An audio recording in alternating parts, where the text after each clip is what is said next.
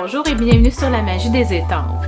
Aujourd'hui, je vais vous montrer deux façons rapides de colorier par-dessus un gaufrage. Donc, on va faire du gaufrage de résistance. C'est une technique que j'utilise tout le temps. D'ailleurs, il y a plein de projets dans ma bibliothèque. Si vous allez juste en haut de la vidéo, dans la section bibliothèque technique, vous allez voir, je m'en sers souvent. Mais là, je veux vraiment vous montrer le contraste entre deux façons de colorier. On va utiliser Fabuleux Quatuor de Stampin' Up et Everything Eleanor. Ce jeu-là ne revient pas pour rien dans le catalogue parce qu'il est vraiment très polyvalent et très joli. Ici, c'est une petite tige pour les fleurs. Donc, et j'ai décidé de sortir aussi deux nouvelles in color de cette année, donc Fraîcheur Pastèque et Délices de Dijon. Alors, on va prononcer à la française, Délices de Dijon. C'est difficile de prononcer ça à la québécoise, avouez. Donc, j'ai ici aussi le beau carton Fraîcheur Pastèque. Et je vous montre, dans le fond, ça c'est mon exemple terminé. Qui a été fait à l'aquarelle avec l'Aqua-Painter. Je vais vous montrer tantôt aussi à l'éponge. J'avais commencé avec Aid Air Buds qui malheureusement n'est plus disponible, mais si vous l'avez chez vous, ça peut être très joli. La chose qu'il faut noter quand on fait du gaufrage de résistance, là je suis allée avec du papier pour aquarelle parce que je voulais vraiment un look vaporeux et vraiment aquarelle. Mais le papier aquarelle est souvent un petit peu texturé, donc quand on étampe, même si c'est une étampe pleine, vous voyez, ça n'a pas fait une fleur plaquée vraiment blanche, là. Il y a des endroits dans les petites crevasses où l'encre ne se rend pas, donc même si on pèse très très fort, alors ça fait un look un petit peu plus aéré, mais on choisit vraiment des étampes le plus pleines possible pour faire ça, cette technique-là. Les petites étampes très très très fines, ça ne donnera peut-être pas un super bon résultat. Alors, ce qu'on fait, on va sortir Aqua-Painter et deux tampons d'encre, ici Fraîcheur Pastèque, que je presse, ou vous pouvez prendre tout simplement vos recharges d'encre. C'est juste que moi, au moment où je fais cette vidéo-là, je n'ai pas reçu mes recharges. Donc, on les ouvre comme ça et on va prendre... je pense que je vais me prendre un petit papier brouillon parce que vous allez voir à la fin, là, celles qui ont encore les gros plateaux Powder Paws qu'on se servait dans le temps, c'est peut-être bon de les prendre. Alors, j'ai pris une petite retaille. J'ai déjà gaufré en blanc. Ça pourrait être en transparent aussi mon motif floral et mes vrilles. Et puis en noir, j'ai été gaufrer le vœu. Petite note, mon noir, moi, c'est dans le temps qu'on avait la poudre très très fine qui s'incruste partout.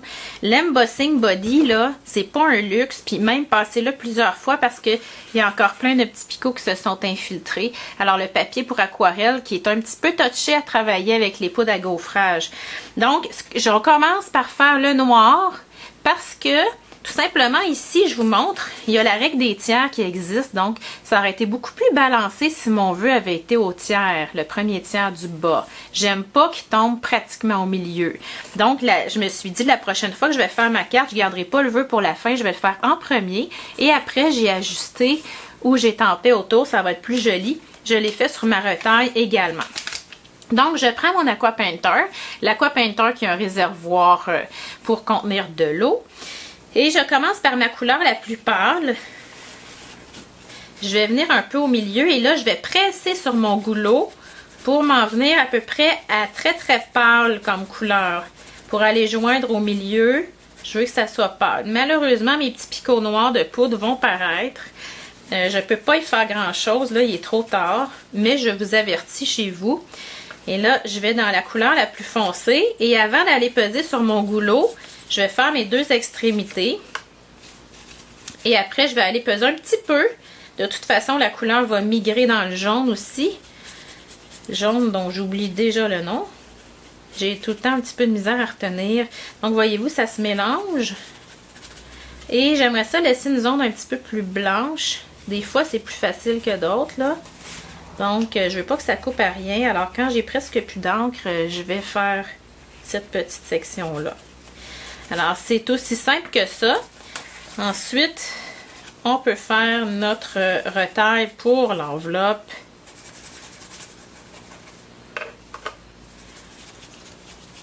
Aussi simple que ça. Si vous voulez des petits motifs, vous pouvez aller éponger avec un papier mouchoir. Mais sur le papier d'aquarelle, souvent, je le fais pas parce que j'aime l'effet. Voyez-vous, quand ça commence à migrer comme ça, c'est très, très beau. Donc, ce que j'ai fait, j'ai rajouté plein de petites fleurs avec ma perforatrice. Dans le fond, celle-là, je vais la faire sans, probablement en dehors des ondes, là, parce que c'est pas compliqué. Je viens perforer dans mes zones où j'ai à peu près 2 couleurs pour aller faire un contraste. Mes plus pâles vont être mises sur le plus foncé et vice-versa. Donc, ça fait une belle nuance. Ça fait beaucoup plus joli que si j'allais perforer dans mon carton uni pleine force. Ça ressortirait vraiment, là, ça reste dans le même style. Donc, vous pensez à vous faire une petite bande pour votre enveloppe et peut-être une bande un peu plus grande pour aller perforer. Après ça, vous recouperez pour votre enveloppe. Et regardez ce que ça fait. J'aurais pu mettre aussi une petite fleur. L'autre étape après, que j'étais en train d'oublier, je vais reprendre Fraîcheur Pastèque ici. Et vous me voyez souvent faire ça, je le charge quand même. J'ai pas mis beaucoup d'eau, j'ai pas mis d'eau là-dedans finalement. Mais là, je pèse un petit peu pour que l'eau descende vers le goulot. Et je vais aller faire des petits picots. Je commence dans mes zones plus foncées. Et après, je vais dans mes plus pâles quand la couleur s'est comme un peu diluée dedans. Alors, voici ce que ça donne. Et maintenant, on va utiliser nos tampons d'encre, pardon, ils sont vivants, pour aller faire la même chose, mais à l'éponge, sur un carton murmure blanc que j'ai déjà, dans le fond, j'ai fait la même chose que tantôt. J'ai déjà gaufré en noir et en blanc ou en transparent. Alors, je vais commencer avec ma couleur la plus pâle encore une fois. J'y vais toujours un peu en dehors avant d'entrer sur mon projet. Et je vais me laisser une zone un peu lumineuse. Voyez-vous, mon tampon, il est neuf. Je viens de l'ouvrir, donc il est très, très chargé d'encre.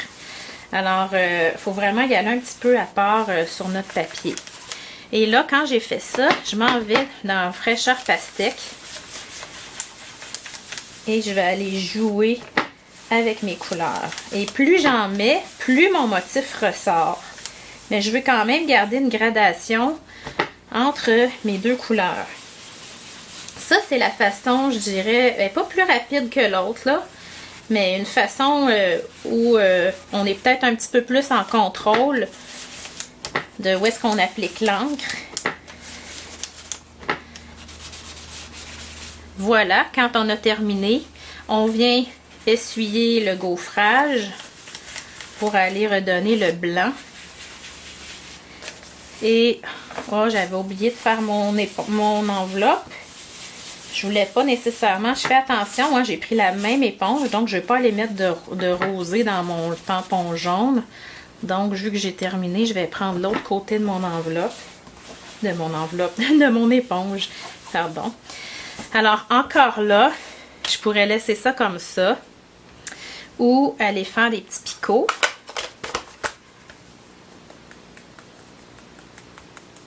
Ce que j'aime de ces petits picots-là, c'est que j'avais pas beaucoup d'eau dans mon aquapainter. Je vous montre tout de suite la différence. Pas beaucoup d'eau, ça fait des petits picots comme ça que j'aime beaucoup. Et ce que je viens de faire juste avant devant vous, ça vient de sécher. Et les picots, vu que mon papier était quand même très humide en dessous, se sont étendus. J'aime un petit peu moins ça. Ce qu'on peut faire, on laisse tel quel puis on l'apprend pour la prochaine fois. Ou on peut essayer de venir atténuer un petit peu en travaillant avec un papier mouchoir et en revenant autant de fois qu'on le veut. Donc la leçon tirée de ça, sur papier d'aquarelle qui est quand même, il se gorge d'eau, à comparer ici où on n'a pas travaillé avec l'eau, les gouttes vont s'étendre. Alors on peut faire sécher avant de faire nos gouttes, ça serait la meilleure chose. Alors ensuite de ça, je veux vous faire remarquer une chose.